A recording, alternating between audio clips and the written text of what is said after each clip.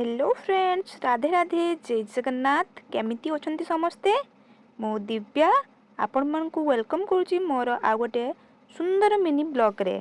आपण मान तो सब जानी थिबे एबे विंटर सीजन चलीची आउ ए विंटर सीजन रे आकाशर रंग देखुचंती तो सांग माने केते सुंदर हेची। आ एबे गछरे बौळ मध्य हेची।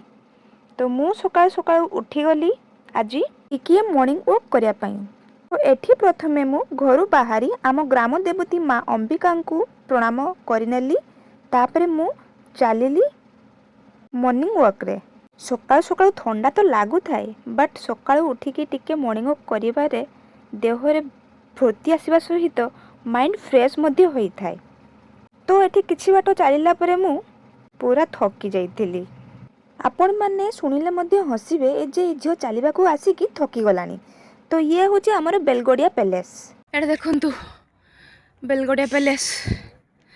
ओह ये उठाणीटा उठिक आसु आसु थकी गली। एठी मो सांग माने रिटर्न करबा समय रे ऑटो करनेली कोन पे ना मु आ फेरिया पई चाहू नथले चली चली की मो द्वारा जमा हेलानी। तो मु ऑटो कर ही घरे पहुँचली। तो घर को जीवा बाटरे मु एठी टिके पूरी आलू कषा नेई नेथिली। तापरे मु एठू बाहरी पड़थली टिके परिया मार्केट को सेठी किछि सब्जी किनिबा पई। किंतु मु एठी सांग माने बहुत जल्दी परिवा मार्केट रे जाई पहुंची जाइतली जोंठी की परिवा मार्केट रे बेसी परिवा किछि बसी नथले। से जाई एठी देखि परथबे परिवा मार्केट पूरा फांका पड़ीची।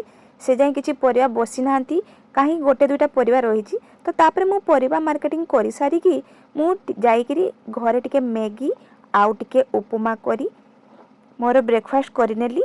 तो रहिली सांग माने मोर नेक्स्ट वीडियो को